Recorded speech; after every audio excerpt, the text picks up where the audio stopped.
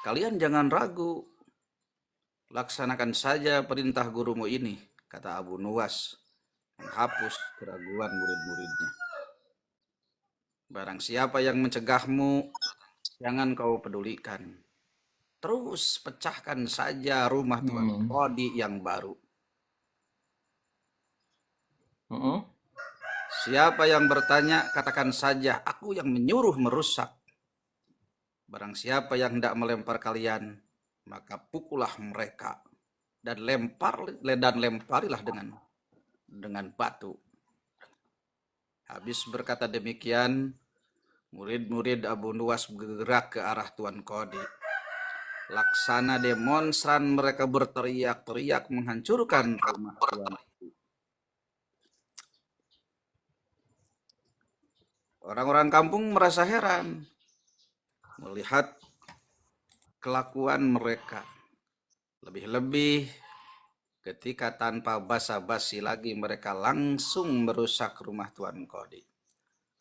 Orang-orang kampung itu Mm-mm. berusaha mencegah perbuatan mereka.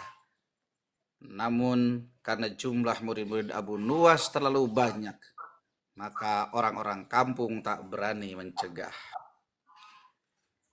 Melihat banyak orang yang merusak rumahnya, Tuan Kodi segera keluar dan bertanya, siapa yang menyuruh kalian merusak rumahku? Murid-murid itu menjawab, guru kami, Tuan Abu Nuwas yang menyuruh kami. Habis menjawab begitu, mereka bukannya berhenti, malah terus menghancurkan rumah Tuan Kodi hingga rumah itu roboh dan rata dengan tanah. Nah, Tuan Kodi hanya bisa marah-marah karena tidak ada orang yang berani membelanya. Dasar Abu Nuwas, provokator, orang gila. Besok pagi aku akan melaporkannya kepada Baginda. Benar saja. Mm-mm. Esok harinya Tuan Kodi mengadukan kejadian semalam sehingga Abu Nuwas dipanggil menghadap Baginda. Mm-mm. Setelah Abu Nuwas menghadap Baginda, ya ditanya, "Hei Abu Nuwas, apa sebabnya kau merusak rumah Kodi itu?" Abu Nuwas menjawab, "Wahai tuanku, sebabnya ialah pada suatu malam hamba bermimpi bahwasanya Tuan Kodi menyuruh hamba merusak rumahnya sebab rumah itu tidak cocok baginya. Ia menginginkan rumah yang lebih bagus lagi. Ya karena mimpi itu, maka hamba merusak rumah Tuan Kodi." Baginda berkata, "Hei Abu Nuwas, bolehkah hanya karena mimpi sebuah perintah dilakukan? Mm. Hukum dari negeri mana yang kau pakai itu?" Dengan tenang, Abu Nuwas menjawab, "Hamba juga memakai hukum Tuan Kodi yang baru ini, tuanku." Mendengar perkataan Abu Nuwas seketika wajah Tuan Kodi menjadi pucat. Ia terdiam seribu bahasa. "Hei Kodi, benarkah kau mempunyai hukum seperti itu?" tanya Baginda. Tapi Tuan Kodi tidak menjawab. Wajahnya nampak pucat, tubuhnya gemetar karena takut. "Abu Nuwas, jangan membuatku pusing.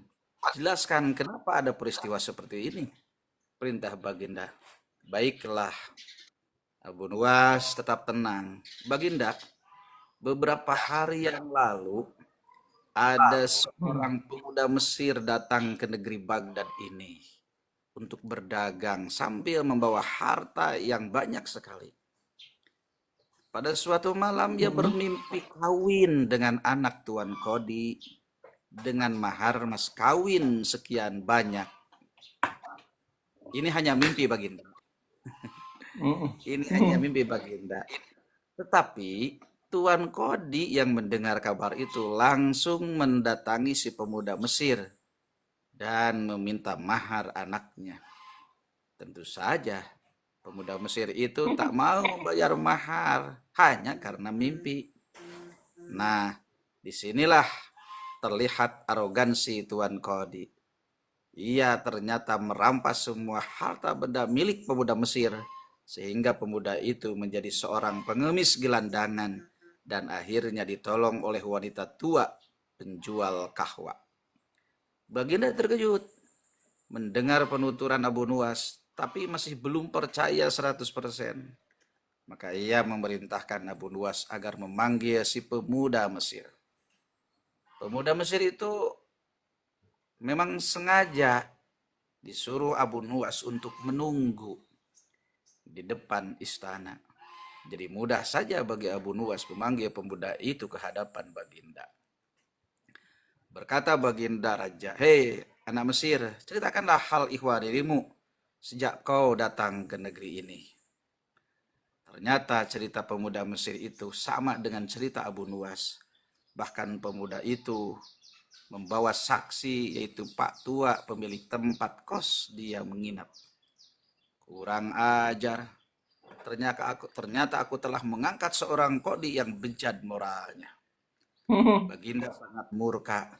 Kodi yang baru itu dipecat dan seluruh harta bendanya dirampas dan diberikan kepada si pemuda Mesir. Setelah perkara selesai, kembalilah si pemuda Mesir itu dengan Abu Nuwas pulang ke rumahnya. Pemuda Mesir itu hendak membalas kebaikan Abu Nuwas. Berkata Abu Nuwas, "Janganlah engkau memberiku barang sesuatu pun kepadaku. Aku tidak akan menerimanya sedikit pun juga." Pemuda Mesir itu betul-betul mengagumi Abu Nuwas. Ketika kembali ke negeri Mesir, ia menceritakan tentang kehebatan Abu Nuwas itu kepada penduduk Mesir, sehingga nama Abu Nuwas menjadi sangat terkenal. Sampai sekarang, yang namanya Abu Nawas, Abu Nuwas. Minum susu dulu. Wah, Minum.